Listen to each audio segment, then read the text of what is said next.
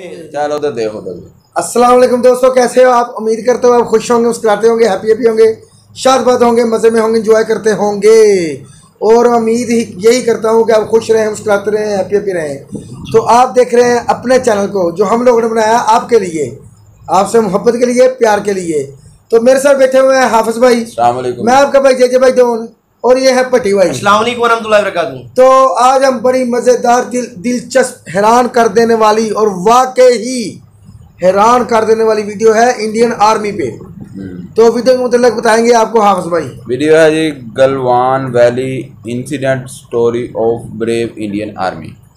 इस पे वीडियो देखेंगे, इसमें क्या क्या वीडियो का मतलब बाद में बात करेंगे जी पट्टी भाई जी।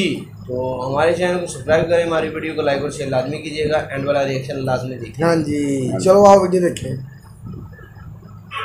सब्सक्राइब कीजिए डिफेंस स्क्वाड चैनल को और बेल आइकन को दबाइए लेटेस्ट डिफेंस वीडियोस सबसे पहले देखने के लिए। हेलो डिफेंस लवर्स, स्वागत है आपका डिफेंस ज्ञान सीरीज के फ्रेश एपिसोड में। आज के एपिसोड में हम आपको गलवान घाटी में हुए हिंसक संघर्ष में भारतीय सेना की वो वीर गाथा सुनाने जा रहे हैं, जिसे सुनकर आप सभी के रोंगटे खड़े हो जाएंगे। और इसे सुनने के बाद भारतीय सेना और खास करके इसकी बिहार रेजिमेंट के लिए आपका सम्मान और भी बढ़ जाएगा। So without wasting any time, let's begin.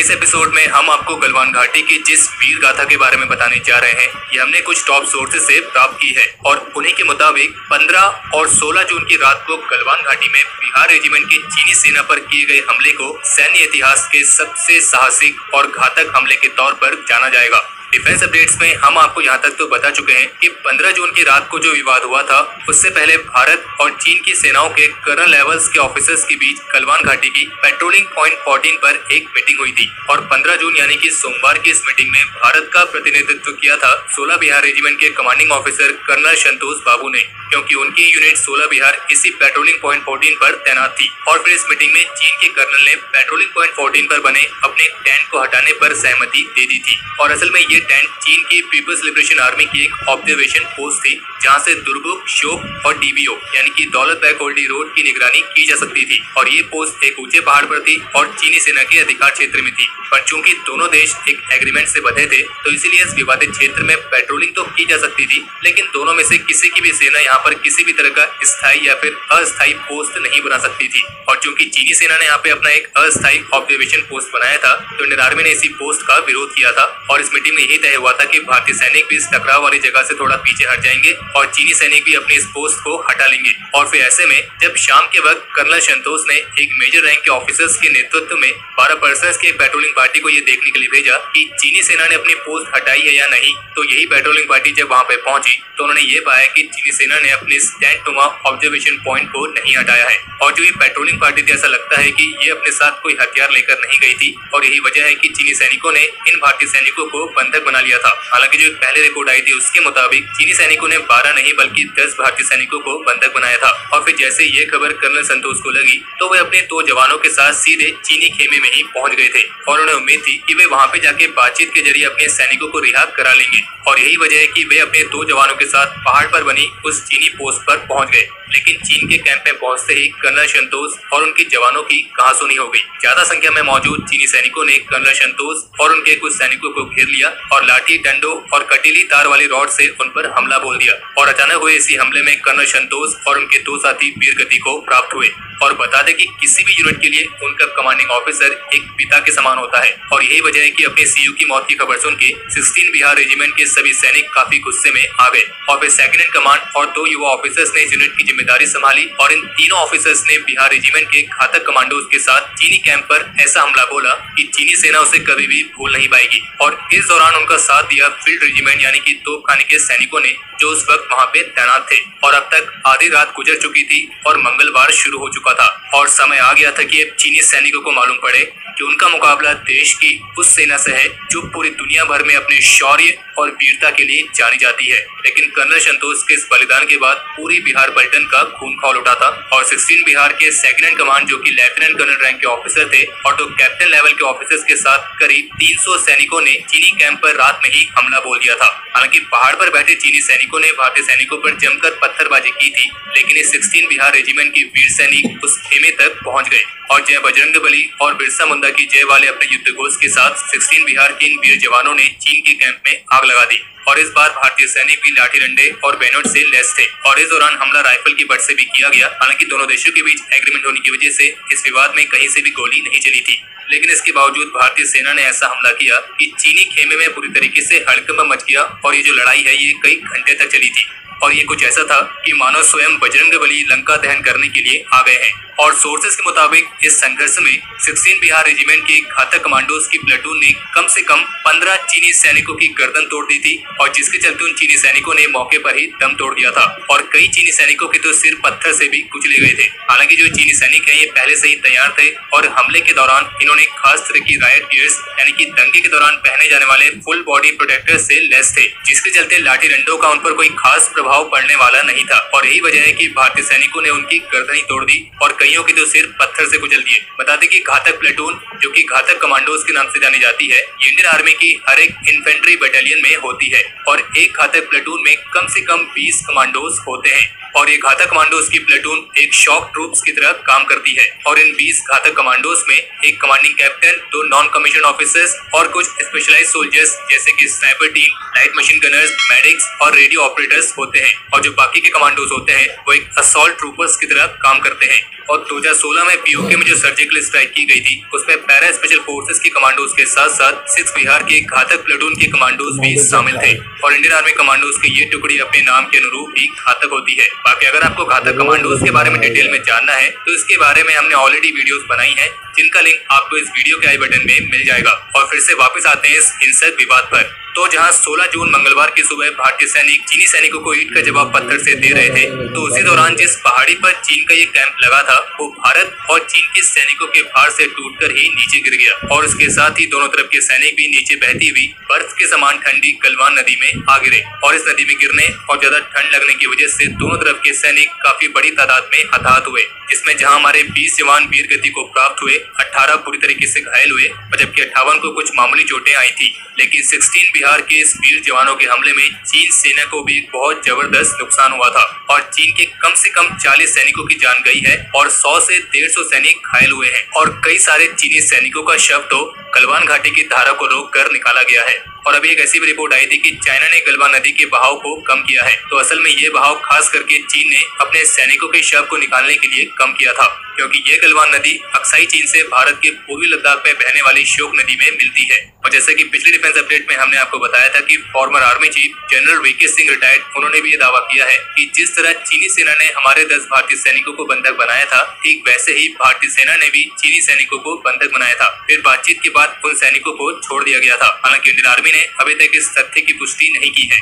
और फिर इसके बाद बिहार रेजिमेंट के शौर्य और पराक्रम को सैल्यूट करने के लिए इंडियन आर्मी की नॉर्दर्न कमांड ने कर्म ही धर्म नाम से एक वीडियो जारी किया था, जो कि बिहार रेजिमेंट का मोटो है। और इस वीडियो में आर्मी ने कहा है कि हर सोमवार के बाद मंगलवार जरूर आता है, क्योंकि मंगलवार को ही भारतीय सेना ने चीन के खेमे में आग लगाकर चीनी सेना की कमर तोड़ दी थी। और वैसे भी मंगलवार का दिन तो बजरंगबली यानी कि हिंदू गॉड हनुमान जी का होता है और जय बजरंगबली बिहार रेजिमेंट का भी एक वॉर क्राई है। और बिहार रेजिमेंट के इस बहादुरी कारनामे को वर्ल्ड वॉर की कुछ लड़ाइयों से जोड़कर भी देखा जा रहा है। और बता दें कि गलवान घाटी में चीनी सेना को इतना बड़ा नुकसान हुआ है कि इसके बाद चीनी कमांडर ने भारत से जंग के बजाय बातचीत की गुहार लगाई है। और अपने इस नुकसान को छुपाने के लिए चाइना की स्टेट मीडिया ग्लोबल टाइम्स अलग अलग तरह की फेक रिपोर्ट्स जारी कर रही है। हालांकि चीन का विदेश मंत्रालय लगातार इस बात को उठा रहा है कि भारतीय सैनिकों ने एलएसी पार करके उनके इलाके में आके इस हिंसक संघर्ष को शुरू किया, लेकिन भारत के कुछ टॉप सोर्सेज का कहना है कि भारतीय सैनिकों ने केवल अपने कमांडिंग ऑफिसर की धोखे से हत्या करने का बदला लेने के इरादे से ऐसा किया है और बदला पूरा होने के बाद वे वापस अपनी सीमा में लौट आए थे, क्योंकि जैसा कि हमने कहा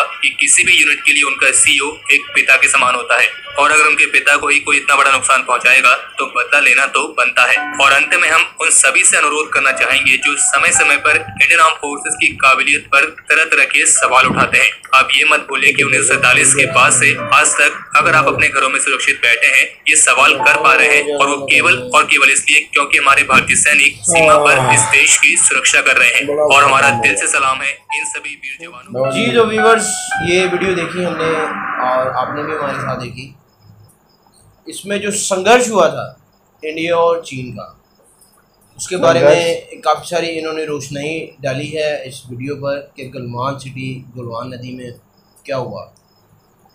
क्या आपको पता है उस रात क्या हुआ, कैसे हुआ, किस तरह हुआ, किसने किया, ये सब इस वीडियो के तवस्सुर से आपको पता चलेगा। और हम बताएंगे आपको कि ये क्यों हुआ, ऐसी क्या अनुक्ता आन पड़ी कि भारत को चीन से संघर्ष करना पड़ा या चीन ने भारत से संघर्ष किया। इस संघर्ष के पीछे कौन सी ताकतें जुड़ी थी, किन ताकतों ने इन दोनों देशों को लड़वाने की कोशिश की, इसके पीछे हम बताएंगे सारी स्टोरी। जय भाई डॉन। मैं वीडियो देखी, वीडियो यार एक मिनट यार, जे भाई की बात मैं कर रहा हूँ और हम हंस इसलिए रहे थे कि ये उल्टी सीधी हिंदी बोलनी शुरू कर देता है, अजीब बंदा लगता है। दूसरी बात, एक मिनट यार, वीडियो देखी हमने, ये बात तो तय है कि जब दो बंदे लड़ते हैं ना तो नुकसान दोनों को ही होता है, ठीक है। अब चाइना ने अपना शो नहीं किया कि उसके कितने फौजी, वही आपस में बात मैं कर रहा हूँ कि सारे जितने भी मीडिया पे है ना यही रिपोर्टें आ रही हैं कि चाइना ने इतना नुकसान कर दिया इंडिया का, चाइना ने इतने फौजी मार दिए इंडिया के, चाइना ने एक कमांडो को पकड़ लिया है, एक को बंदी बना लिया है, एक को मतलब मुख्तलिफ रिपोर्टें आ रही थी मीडिया पे, मगर असल हक़ाइक़ क्या है क्या नहीं इनके बारे में तो किसी को कुछ नहीं पता। अब ये वीडियो में बनी है ना, इसमें जो कुछ बताया है इसमें से उन्होंने कितनी रियलिटी कितनी नहीं रियलिटी, ये तो या तो इंडिया की आर्मी जानती है या चाइना की आर्मी जानती है जी। ये तो रियल में किसी को कुछ नहीं पता ना कि क्या हुआ बॉर्डर पे, किसका कितना नुकसान हुआ, ठीक है। मगर जो कुछ भी हुआ बुरा ही हुआ, होना नहीं चाहिए ऐसा काम, ठीक है ना।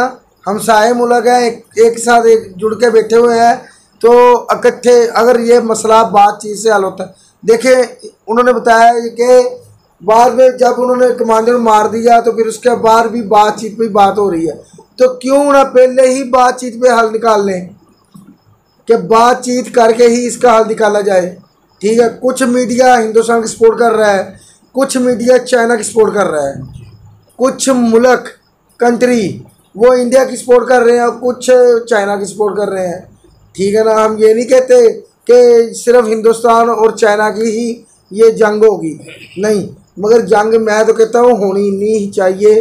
जंग इसका सोल्यूशन निकालें, टेबल टॉक पे आप बैठ जाएं, बैठ के इसका हल निकालें कि क्या हल निकालना है क्या नहीं निकालना।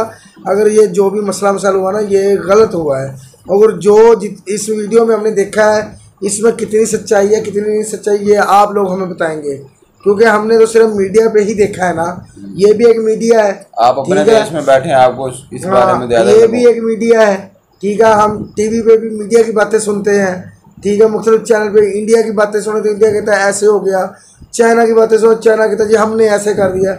अब हकीकत क्या है इससे हम दूर दूर तक ना वाकिफ़ है, क्योंकि जो इंडिया और चाइना की 1962 और 1967 में हुई थी जंग, उसमें भी चाइना ने कई साल तो डिक्लेयर ही नहीं किया ना कि हमारे कितने फौजी मरे हैं, या तो इस तरह ये हर मुल्क की अपनी ये तो हाफिज भाई ने सही कहा, रियलिटी दो लड़ेंगे तो नुकसान तो दोनों का ये तो हो नहीं सकता है कि इंडिया के 20 फौजी जवान शहीद हो गए तो उनके चाइना के ना हुए हों, तो ये कहते हैं। हाँ ये बात तो है, बस ऐसी बात है।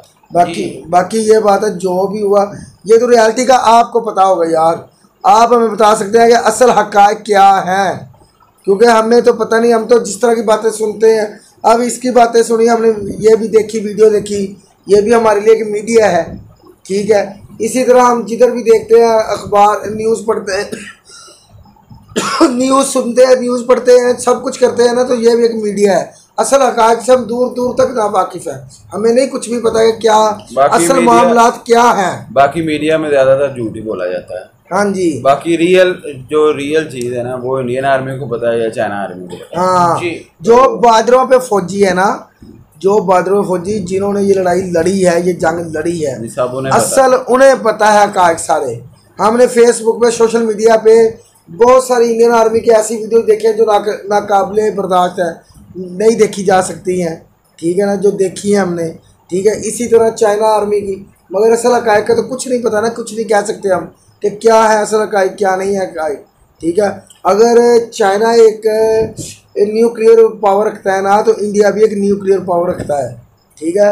अगर चाइना के पास आर्मी है तो इंडिया के पास भी आर्मी है, ठीक है। आर्मी दोनों के पास है। ये तो बात नहीं होती है कि चाइना ने या उसने इंडिया ने चाइना को ऐसे पछाड़ दिया या चाइना ने ही इंडिया को पछाड़ दिया, ये तो बात नहीं है। कुछ ना कुछ तो दोनों का नुकसान हुआ है ना, नुकसान तो दोनों का ये लड़ाई में तो नुकसान दोनों का हुआ ही है। और एक और आज मैं मीडिया पे खबर सुन रहा था कि इंडिया और चाइना दोनों सरहद पे जंगी साजो सामान इकट्ठा कर रहे हैं। इंडिया ने भी अपने 30 लड़ाका जहाज़, कुछ रूसी Su-30 इस तरह के कुछ जहाज़ जिन्होंने अपने उधर सरहद के पास यानी कि बॉर्डर के पास पहुंचा दिए हैं। इस तरह चाइना ने भी पहुंचा दिए। तो इसी तरह ये है कि लड़ाई का कोई फायदा नहीं हमारी, और इसी तरह लड़ाई ना हो। इसी तरह हमने नेपाल का भी सुना है कि उसने भी इंडिया पे केस कर दिया कि ये इतना इलाका मेरा है, मतलब उसने दावा कर दिया ना कि ये इलाका मेरा है। नेपाल भी खड़ा हो गया। वो भी पता नहीं क्या सीन है, क्या नहीं, असल हकायक का तो हमें नहीं पता है ना। हम तो जो देखते हैं वो बताते हैं आपको, जो हमें हमारा मीडिया बताता है। जो हमारा मुल्क का मीडिया, चाहे इंडिया का मीडिया बताता हो या हमारा मीडिया बताता हो, हम बात वही करते हैं जो हमें मीडिया से पता चलती है। अदरवाइज हमें कुछ नहीं पता होता, ठीक है ना। बाकी जो भी हो ना अच्छा ही होना चाहिए। मीडिया से पता चलता है भाई, और कहाँ से पता चलना। अदरवाइज तो हम तो अपने घरों में होते हैं ना, मीडिया देखेंगे तो पता चलेगा ना। हाँ चलें ठीक है, मिलते हैं अगली वीडियो में। आप मिलते हैं अगली वीडियो में, तब तक आप अपना ख्याल रखिएगा। ओके जी, अल्लाह हाफिज़, अल्लाह निगहबान।